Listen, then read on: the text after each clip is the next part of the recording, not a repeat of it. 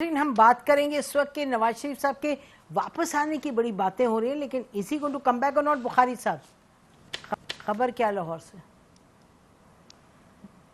देखिए, मेरा ख्याल है अभी फौरी तौर पर तो ऐसा कुछ होने नहीं जा रहा है। जब तक उनकी नाअहली ख़त्म नहीं होगी उस वक्त तक तो आप उनकी वापसी का तस्वुर भी नहीं कर सकते।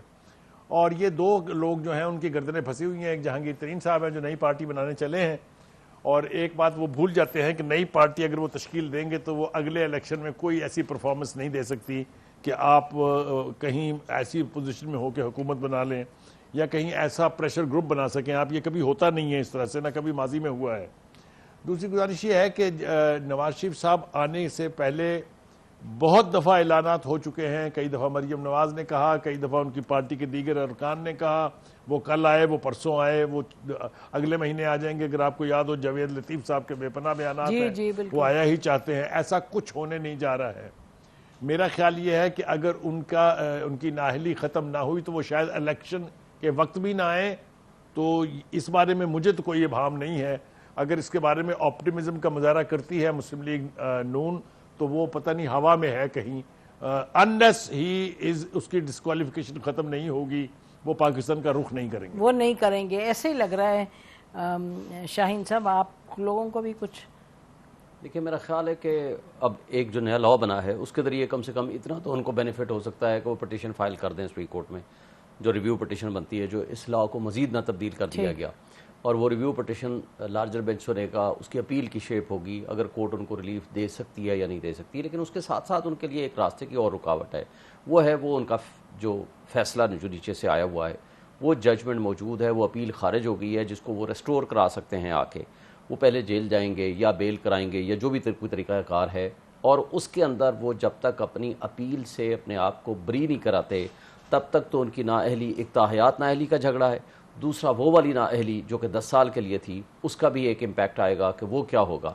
तो ये दो उनके लिए मुश्किलात हैं।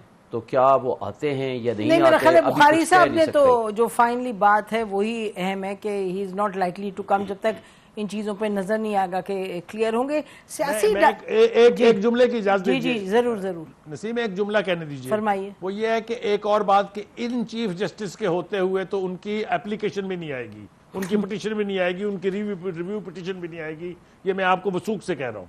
चलिए, तो फिर 2-3 महीने बाकी हैं। 60 डेज हैं, 60 डेज बाकी हैं। अच्छा, हो सकता है इस दौरान नया लॉ आ जाए, उसके बाद 60 डेज दे दें, और वो जाते जाते सितंबर के आखिर तक वो 60 डेज का टाइम बाकी चले वो देखते हैं। वो तो it's a question of days and names. अच्छा, सियासी डायलॉग लगता तो नहीं है कोई होने जा रहे बुखारी साहब? ये तो वुड यू अग्री कि दैट्स कंप्लीटली नो इस वक्त के हालात में? मेरे ख्याल से जो लास्ट एपिसोड है ना, जो 2 राउंड हुए थे मुज़ाकरात के, अगर आपको याद हो, जी बिल्कुल, 3 कमेटी थी, इधर से भी और उधर से भी 7 कमेटी थी।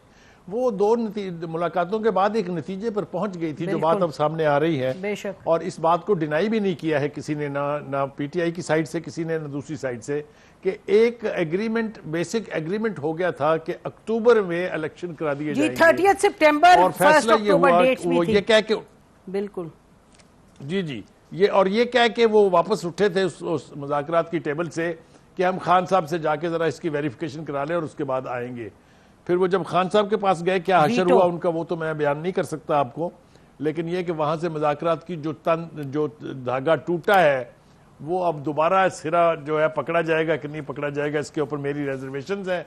चूंकि हुकूमत वाज़े तौर पे कह चुकी है कि हम बात नहीं करेंगे इनसे, और अगर बात नहीं होगी तो कोई नतीजा भी नहीं निकलेगा। ठीक।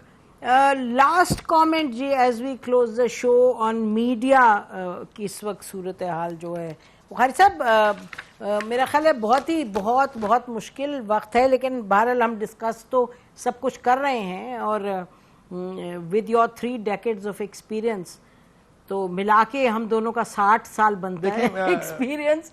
क्या कहें इस वक्त हम?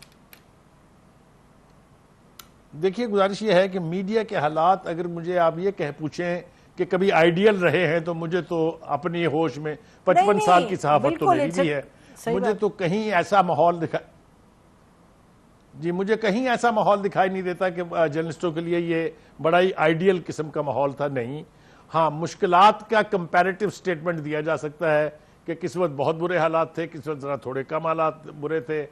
आज भी हालात ठीक नहीं हैं, یہ کہنا کہ میڈیا ہر بات ڈسکس ہو رہی ہے، آپ نے بالکل ٹھیک کہا ہے، لیکن یہ کہنا کہ میڈیا بالکل مادر پدر آزاد ہے، جو اس کے دل میں آئے وہ کہے گا، یہ میں نہیں مانتا ہوں۔ 2 مثالیں میں آپ کو دے دیتا ہوں۔